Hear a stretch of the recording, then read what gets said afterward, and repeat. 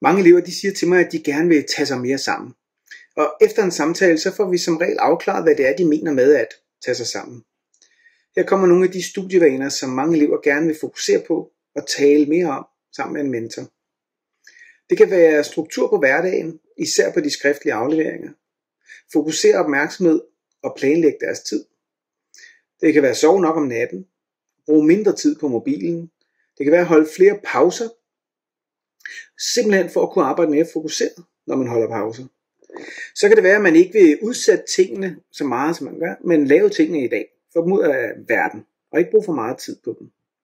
Det kan være at lægge en plan, og så holde sig til sin plan. Det kan være at finde større arbejdsglæde og mere ro i skolearbejdet. Det kan være at passe godt på sin motivation. Det kan være at undgå prokrastination, altså procrastination, altså overspringshandlinger. Undgå overspringshandlinger. Det kan også være at komme tilbage til den måde, jeg arbejdede på tidligere. Det er der mange, der siger. Det kan også være at finde nogle gode aktiviteter i det, man kunne kalde min tid. Og så få smilet tilbage igen. Mange vil også gerne fokusere på ikke at lægge så mange følelser i skoleopgaverne. Bare få dem lavet. Og så er der mange, der siger, at de gerne vil være skarpere på at have nogle strategier, så de kan deltage mere mundtligt aktivt i timerne.